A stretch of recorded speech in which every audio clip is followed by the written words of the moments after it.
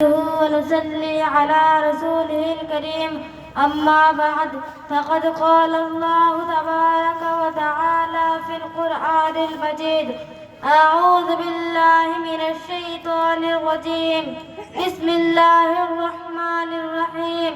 ذلك الكتاب لا ريب فيه هدى للمتقين وقال النبي صلى الله عليه وسلم خيركم من تعلم القرآن وعلمه الہی رونق اسلام کے سامان پیدا کر الہی رونق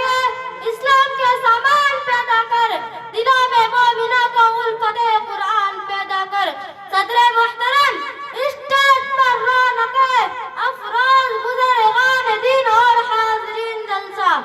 آج کی اس محفل میں اور آج کے اس مبارک اجلاس میں میرا موضوع سخن دنیا کی سب سے پاکیزہ اور مقدس کتاب قرآن پاک ہے ہمیں چڑھتے سورج کی طرح یقین ہے کہ اس کا ایک ایک حرف سچا اور صادق ہے آئیے میں آپ حضرات کو عظمت قرآن سناتی ہوں جب کسی آدمی کے بارے میں یہ اندازہ لگانا چاہے کہ یہ عاصی ہے یا نیک بخت ہے یہ صادق ہے یا کاذب تو اس کے متعلقین پر نظر ڈالے اگر وہ صحیح ہے تو وہ شخص بھی صحیح اگر اس کے متعلقین بد ہے تو وہ شخص بھی بد ایسے ہی جب ہم قرآن کریم کی فضیلت پر نظر ڈالے اگر قرآن کریم کی رفعت پر نظر ڈالے اگر قرآن کریم کی عظمت پر نظر ڈالے اگر قرآن کریم کی عظمت پر نظر ڈالے اگر قرآن کریم کی رحمت پر نظر ڈالے تو اس سے پہلے ہم قرآن کریم کے متعلقین پر نظر ڈالتے ہیں اور دیکھتے ہیں تو سب سے پہلے تعلق نظر آتا ہے رب کائنات جو مشتری قرآن ہے جو خالق جہاں ہے جو مالک و رحمان ہے صاحب ایمان پر بڑا مہربان ہے یہی ہمارا ایمان ہے جو اس کا منکر ہے وہ شیطان ہے کلام الملوک ملوک الکلام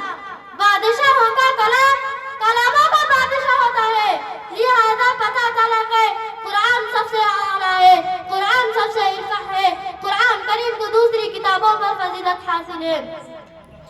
آئیے آگے چلتے ہیں تو دوسرا تعلق نظر آتا ہے لوح محفوظ جو ایک تختی ہے جو عرش کے اوپر ہے غور کرے جو عرش کے اوپر ہے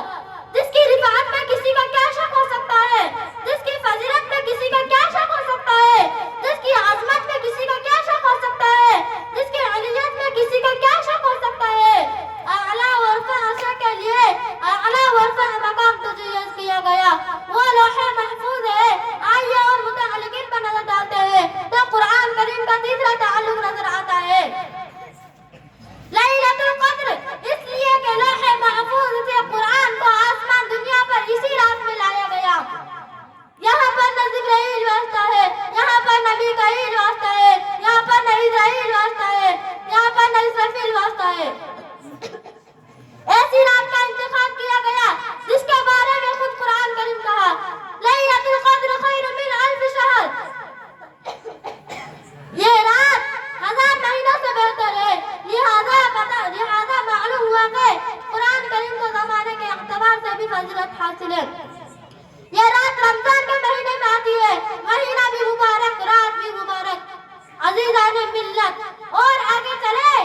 قرآن کریم کا چوتھا تعلق ہے حضرت جبرائیل جو سید